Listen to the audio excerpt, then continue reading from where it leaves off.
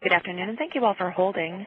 Your lines have been placed on a listen-only mode until the question-and-answer portion of today's conference. And I would like to remind all parties the call is now being recorded. If you have any objections, to please disconnect at this time. And I would now like to turn the call over to Irene Ihier. Thank you. You may begin.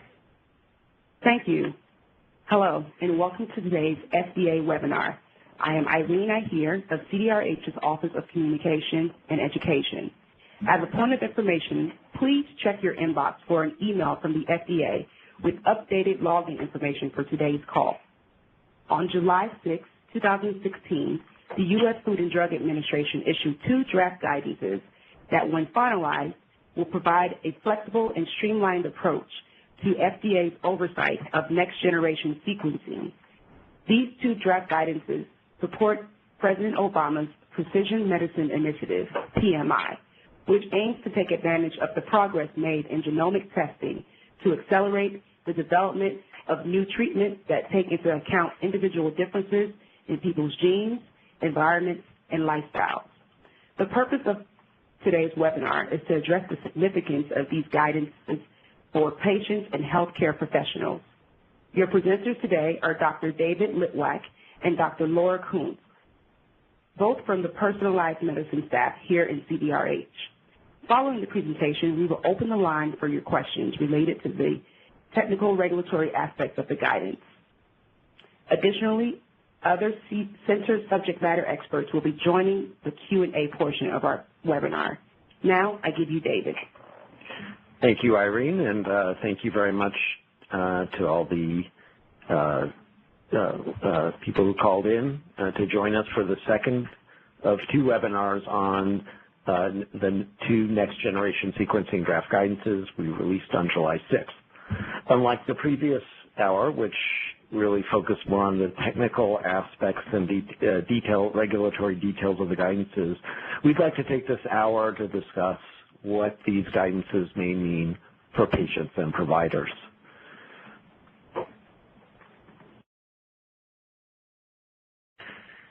So what we would like to do in this hour is to provide some context and an overview of the guidances with really to focus more on what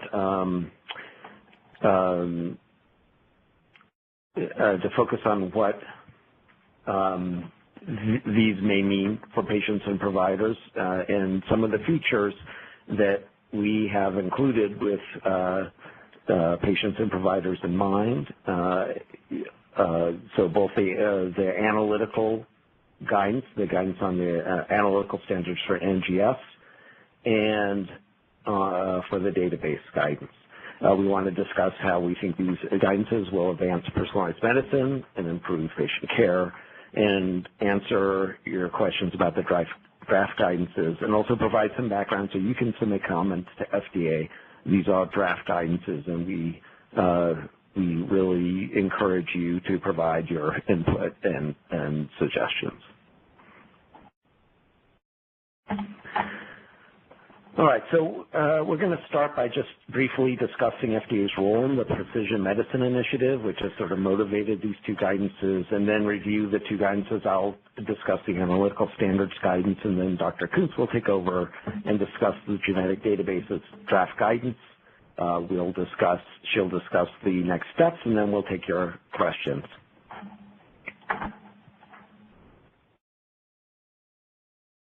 So first, a little background.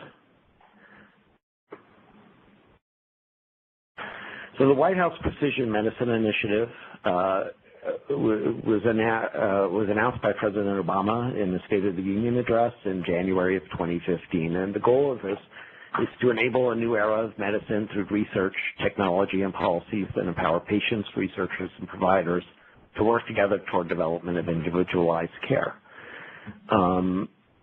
You're probably all familiar with if you've been following the PMI, with the million-person cohort, but the PMI also recognizes that one of the essential needs of precision medicine is the availability of accurate and reliable diagnostic tests, because the results from these tests provide the basis for future research and also are needed now to care, to help patients, guide patients and providers in making medical decisions.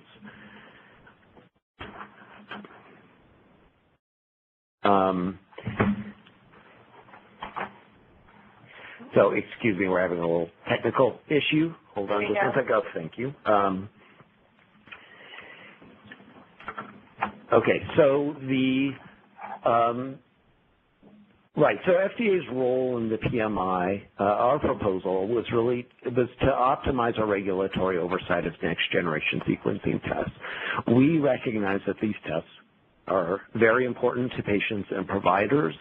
They're innovative. They provide new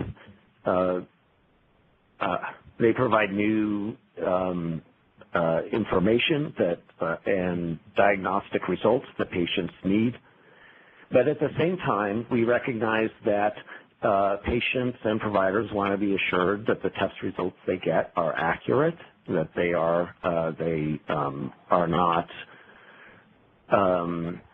that they're accurate. So we want to help ensure the accuracy of genetic tests. We want to develop we also understand that patients and providers want innovative new tests, but at the same time, they may be struggling, and we've heard this from a number of sources, with the information that is provided, the information they're getting from genetic tests. They are struggling with understanding what those test results mean and how they should guide clinical care and clinical decision making.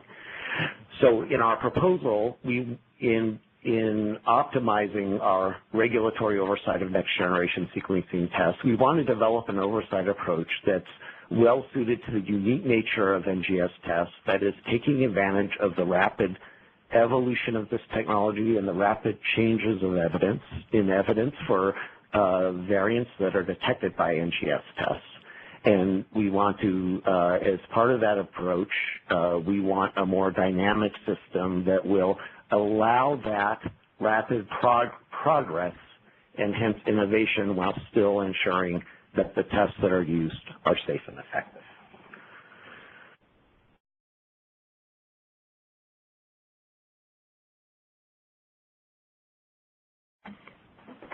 So these two draft guidances are really the first, our first steps to getting this more dynamic regulatory system that I was just discussing. They are designed to anticipate and support the needs of rapidly evolving NGS technologies. They also are designed to support reliable, accurate, and understandable test results. So this is one of the outcomes that we would really like for patients and their providers, which is to improve understanding and confidence in these tests and confidence in the results that they're getting. We also want to promote an efficient path to market for all developers of NGS tests. And we want to do it by encouraging the development and the use of standards to assure test quality. We want to recognize third-party genetic databases for evidence on the clinical relevance that will be that dynamically present new observations and in many cases expert evaluation of evidence. Currently, with the first draft guidance, we are describing a regulatory pathway for NGS-based tests for certain uses, but we do plan to expand to a more global application, more of the uses with NGS-based tests.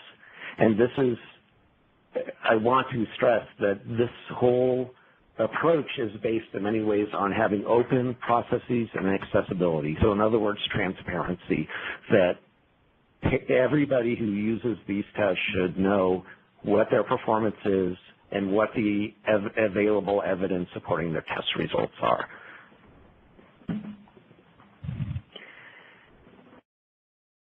This is important obviously for patient care at the current time, but I also want to make the point that as part of a system of precision medicine, having these tests work properly and having the evidence evaluated in a way that we can rely on is critical for future research and the advance of precision medicine, because the data that we get from the clinical use of NGS is going to be used as the base of research for future developments in this field, for future diagnostic tests, and for future therapies and cures.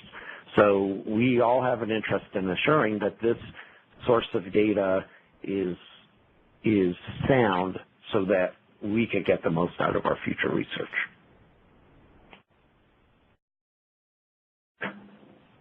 In designing any new approach to regulatory oversight, it's been very important for us to make sure that the core assurances provided by FDA pre-market review are not lost, and we've tried to embody that in these guidances.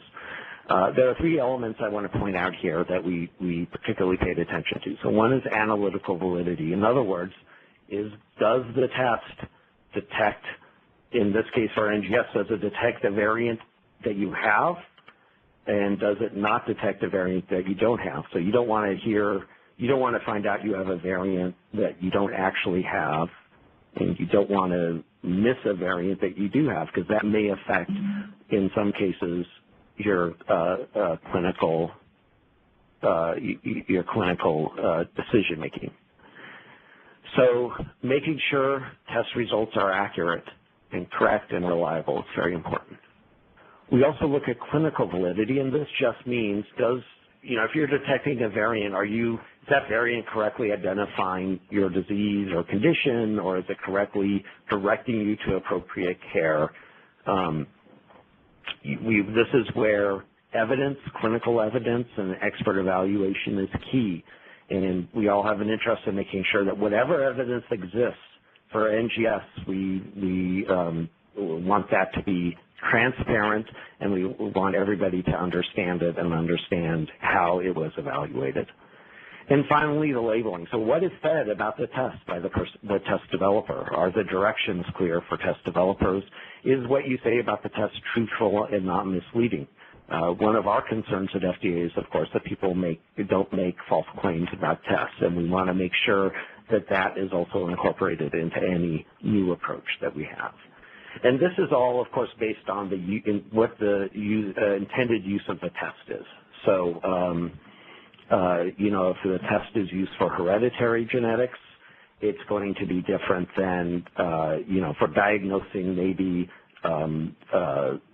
somebody with hearing loss or something. It's going to be different than, some of these aspects may be different than a test that is designed to detect somatic mutations in a tumor.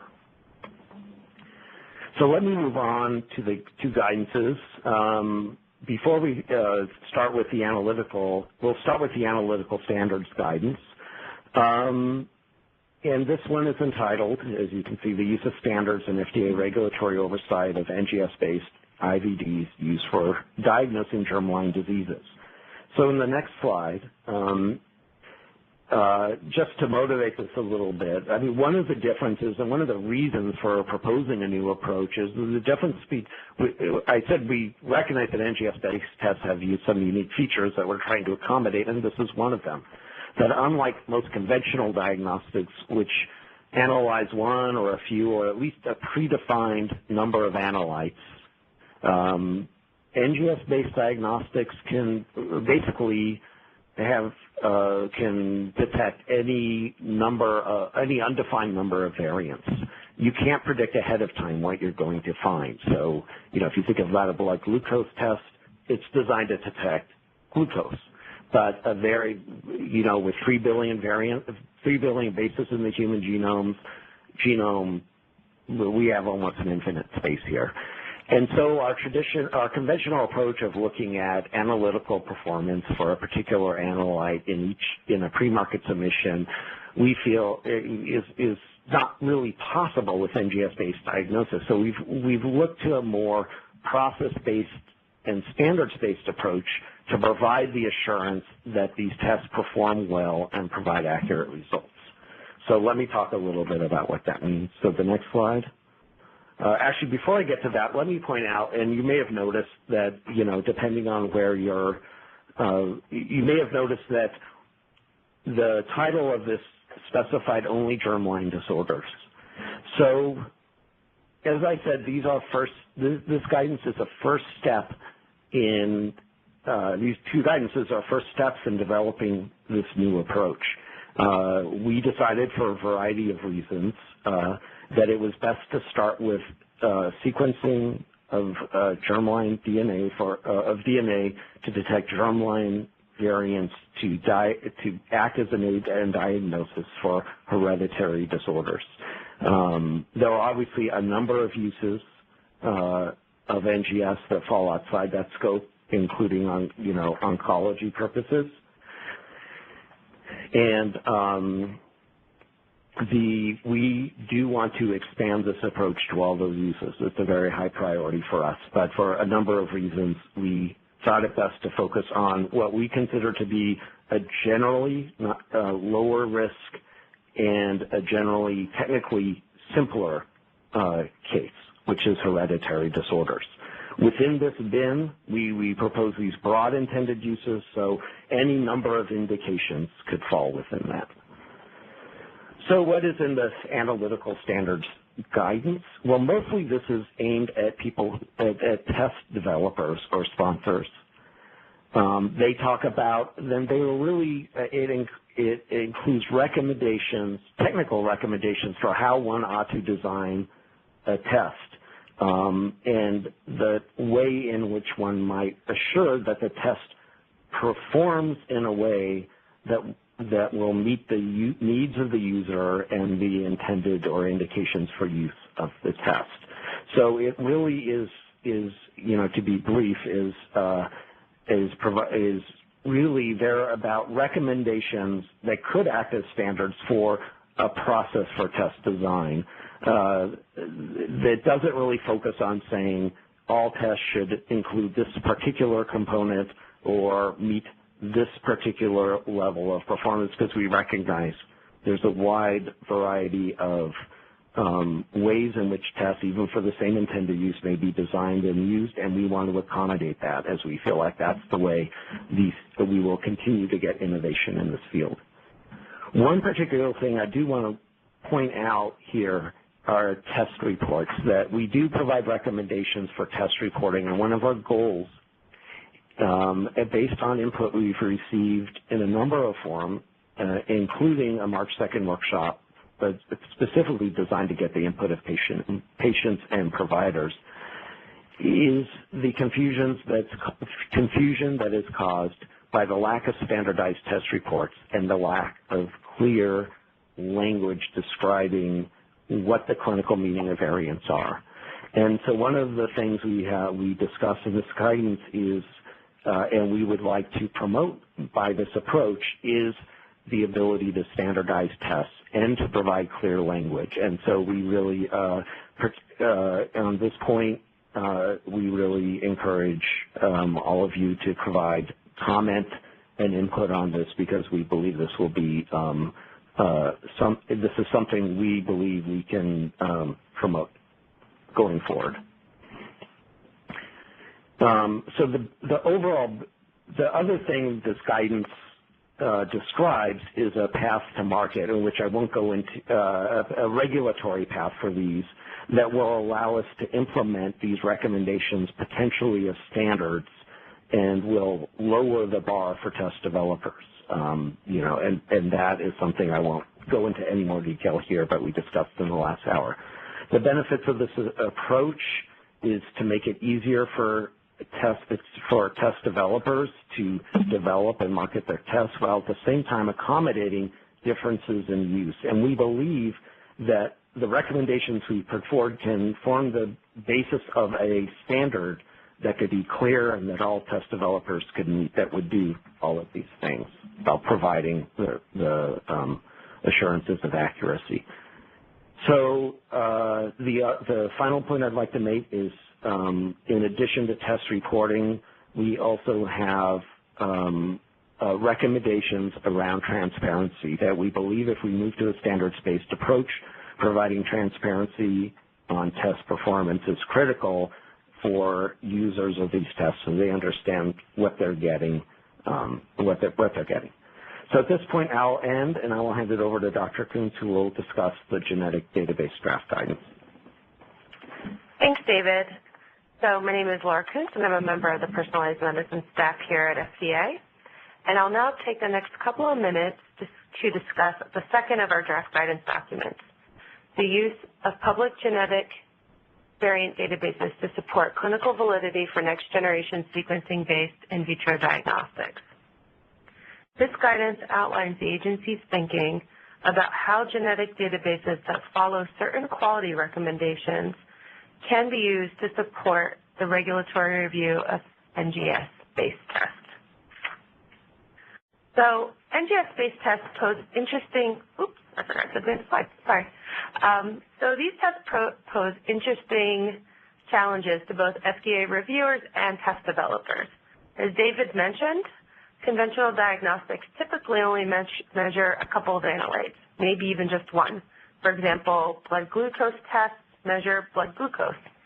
And so it's relatively straightforward for a test developer to think about how to undertake the clinical studies necessary to link blood glucose to a disease or condition, in this example, diabetes. And sometimes the sponsor of a diagnostic test will initiate these studies on their own. On the other hand, NGS-based diagnostics have the ability to detect a large number, maybe even millions, of analytes, in this case, analytes being genetic variations. So depending upon the type of test being run, some of these genetic variants may be rare, potentially only occurring in a couple of people in the world. And it's clearly impractical and burdensome for a single test developer to generate all of the evidence necessary to link a potentially actionable genetic variant to a disease, especially for the case of rare variants. So imagine if you were a test developer in the United States with a great idea for a test, but you needed to find patients with a particular genetic mutation or family of mutations to enroll in your clinical study. Or imagine that you're a patient with a rare genetic variant looking to find out information about other patients like you.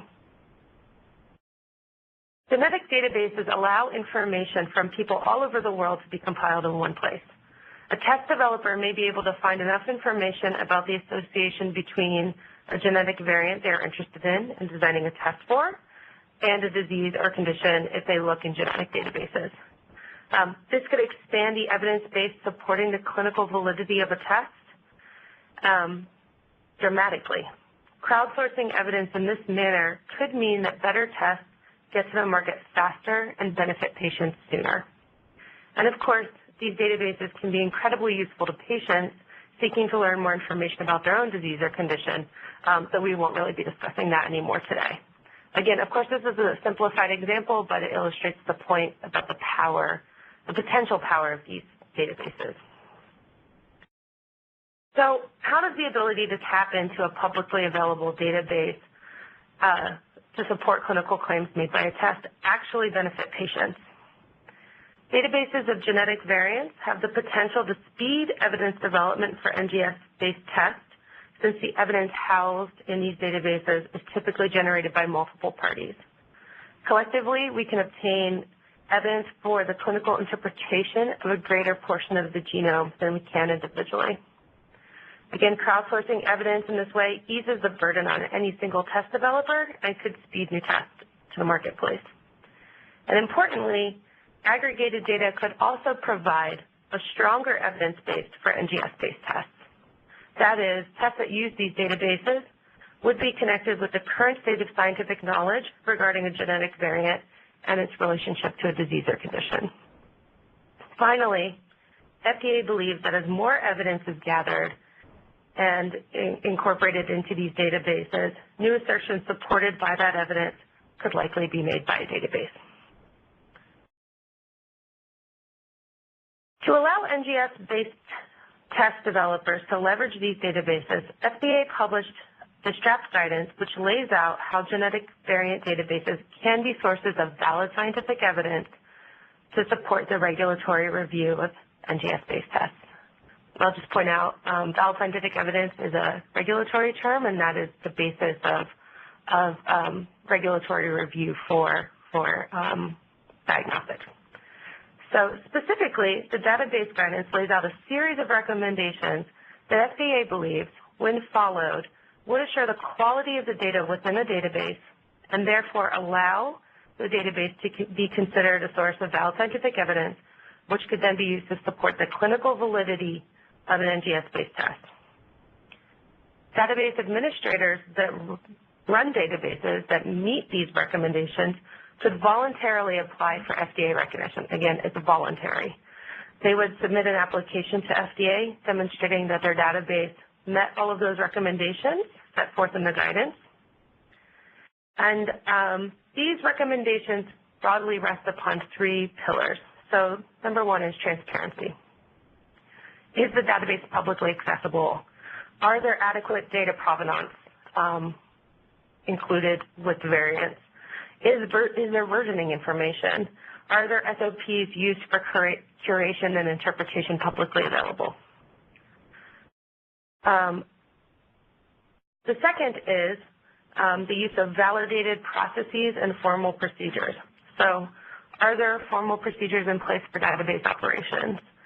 Are there variant assertions made using a validated decision matrix? And then the third pillar is expert interpretation. So are the people doing the curation and interpretation experts? And are there mechanisms in place to check assertions that are being made and ensure that they're being done according to the defined processes that the database itself has laid out? So we believe that if these recommendations, and again, several others detailed in the guidance, for the sake of time, we're not going through all of them here today, are met, then the database could apply for and potentially be granted FDA recognition. Test developers could then use these FDA-recognized databases to support the regulatory review of their tests. So to become an FDA-recognized database, the database administrator would have to demonstrate that those recommendations were met, and this recognition would occur in three steps. So first, the database voluntarily submits an application to the FDA for recognition. And again, I just want to emphasize that this process is voluntary and at the discretion of a database administrator. FDA is not compelling any database to seek recognition. Second, the FDA would assess the genetic variant database policies and procedures to ensure that they meet these recommendations. And that's, again, included in the information that would be submitted as part of an application. FDA would also spot check variant assertions made by the database to ensure that they are following the database's SOPs for variant curation and interpretation. Third, and finally, once a database is recognized, the guidance lays out a process for maintenance of FDA recognition of the database through periodic reassessment of the database, its SOPs, and assertions. So FDA believes that the evidence contained in FDA-recognized databases, which conform to the outlined recommendations, would generally constitute valid scientific evidence, and again, could be used to demonstrate the clinical validity of a test. The assertions that a database could make about a genetic variant include a variety of variant types, such as relating to the pathogenicity of a variant or whether a variant is likely to confer response or non-response to a class of medication or a certain therapy. And importantly, at our public workshop in March of this year, we heard that it was also important for patients and providers to receive information regarding variants of uncertain significance, as this may be medically useful information for an individual patient. Therefore, we have proposed that it would be permissible to report these types of variant assertions, but again, FDA would like to receive input on this point.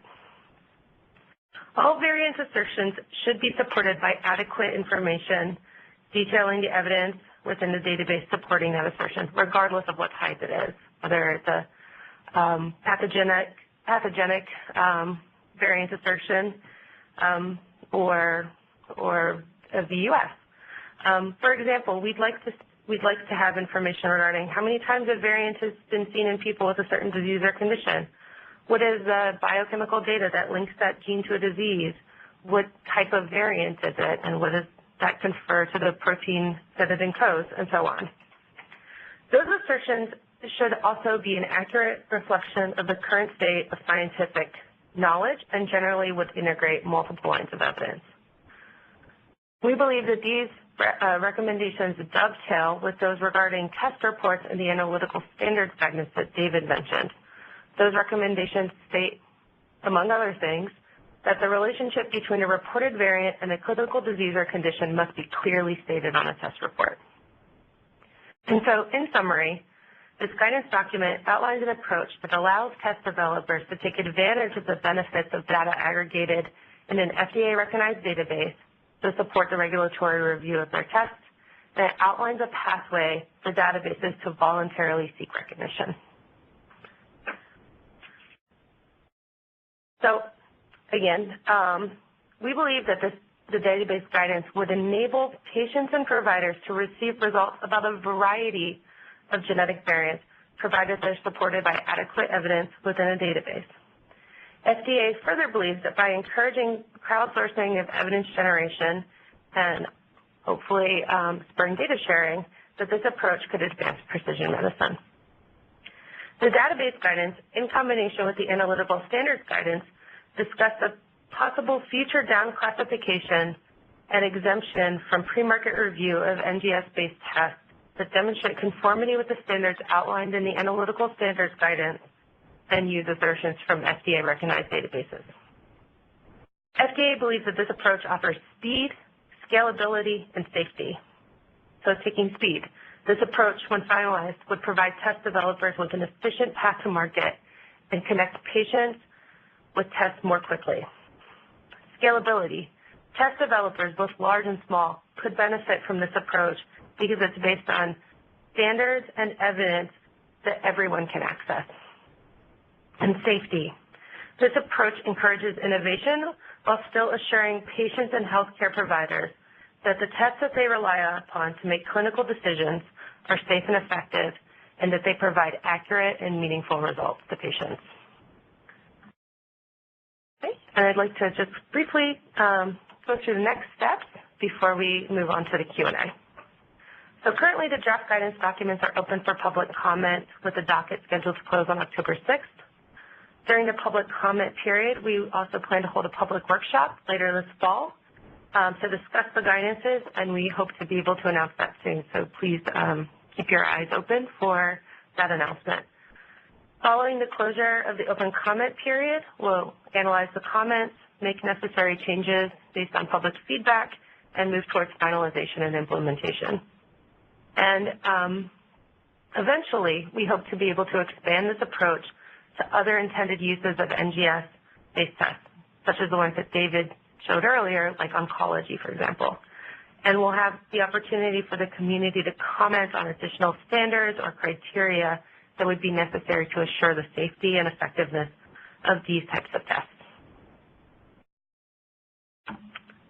So, as I mentioned, the comment period closes on October 6th, and we hope that you'll submit comments regarding the substance of each of these guidances, what you think we got right, what we didn't, what we need to change. And I just also want to take this moment to point out that each of these guidances is accompanied by a Federal Register notice, which includes a section of questions that the agency has and is seeking additional feedback from the community on. So as you're developing your comments, I encourage you to look at these questions for your consideration and offer your feedback on them to us. With that, I'm happy to turn it back over to Irene. We'll now take questions. Thank you. And on the audio portion, if you would like to ask a question, please press *1. Please unmute your phone and record your name clearly when prompted. Once again, if you would like to ask a question, please press *1. And one moment, please.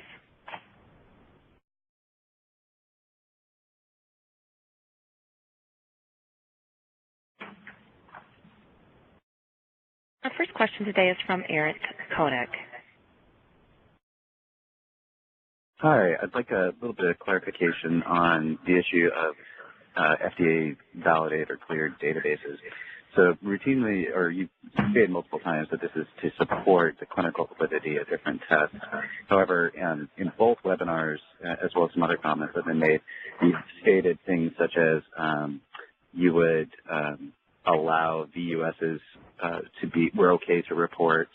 And so that kind of brings up the issue of if a individual laboratory disagrees with an assertion made in one of these databases, or they find a variant that isn't in the database and they want to report that to the patient and the provider, what is the FDA's take on that? Are these databases for clinical reporting, or are they for clinical validity, or are they for both? So the purpose of the databases in the draft guidance on the databases was, our attempt was to say that it was to provide valid scientific evidence that could support a claim of clinical validity. We realize that laboratories often will see different variants and new variants that they've never seen before. We believe in that case you would be doing your own expert interpretation, and that you would report that out essentially as whatever your interpretation was. If you wanted to claim later on that your test detected that variant and that it had a particular pathogenicity, or if it was benign or DUS, then the approach that we're proposing would, we hope, allow you to do that without necessarily coming back to us to check in whether that claim was okay with us. It would be hopefully something that you would have put into the database. It would now be in the database, and you could point to the database and say that it was there. I hope that that's clear. So let me make sure this is clear then. So as a physician reporting a variant that's not in a database, that I am making an assertion what I think the pathogenicity is based on the data that is available. That is allowed under the FDA's take on this practice. Well, we didn't really address this in the guidance because we have not completely addressed the entire regulatory process through these guidances. But one of our goals is to allow the clinical test to keep up with the science. And so, in a sense, this could be considered a type of off-label use. It would be an expert interpretation by the laboratory professional because there's no other information about that particular mutation or variant that you've seen. So it's interesting that you say it's an off-label use because in other areas of medical practice, this is the practice of medicine where we're making an assessment of the evidence and then making a determination based on our expert opinion. So that's often what off-label use constitutes in medical devices and other therapeutic products, is where a medical professional uses his or her own judgment to use a test or therapeutic product in a way that differs from the specific label for the product. So I definitely recommend that in all these guidances, there's a very clear distinction of how the practice of medicine fits into the rubric that you're creating here. Thanks, and please, I think we've talked to you before, please submit your comments to the docket so that we can be sure that we take those specifically into consideration. I will add them to my multiple comments already submitted. Thank you. Thank you. And as a reminder to ask a question, please press star 1. And our next question is from JQ. Hi. I just want to get your opinion on the NGS-based testings provided by the clear certified labs. Some of them are in the market, and then they're supplying data to the physicians. So what's your comments on that part? So currently we expect any, I'm sorry, is there feedback on this? Currently we expect that any test for which a result is provided back for medical purposes be offered through a laboratory that's in compliance with the CLIA regulations. So that's our understanding. That we do not administer the CLIA regulations, so I would defer you to CMS if you had more questions about that. Okay, thank you. Thank you. And as a reminder, to ask a question, please press *1. And the next question is from Wanmei O. Hi, hello. I have a question. I hear my echo too. Do you hear me? Yes, we can hear you. Okay. So my question may go a little bit beyond the current documentation, but it's kind of related. So as the science continue to progress, right, our understanding of the mutation or variants may change over time. I could like to hear that whether FDA has any thoughts on guidance about issuing reports. So like, for example, that a report was issued by a CLIA lab to a medical doctor on January 1st, 2016. And let's say that a year later, some of the variants that was previously included in the report has changed its classification. So how to do with those scenarios? This is Nancy. Yeah, I'll take this one. So in the case that the interpretation of a variant would change over time, the first thing I want to say about that is that our expectation is that a given assertion would be tied to a version of the database, and we've asked the databases to do versioning. But we do expect that if variants change over time, that the community who is in the middle of a big discussion about recontacting patients and telling them that their variant interpretation has changed, that the community will have worked out that and decided what the process is. FDA has not specifically formulated any policy around that, and we think that it might best be dealt with by the community. And let me just add that I think one of our hopes is with databases that eventually we can get to a point where the evidence at any particular time is available to people, so whether or not there was recontacting, there would be a place for people to go if they say needed to look at what if they needed to go back to their genetic test report.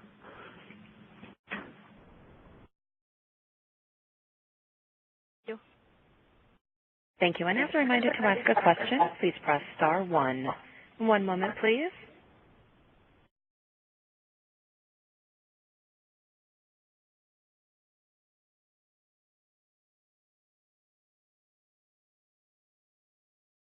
I am showing no further questions at this time. I'd now like to turn the call back to Irene for closing remarks.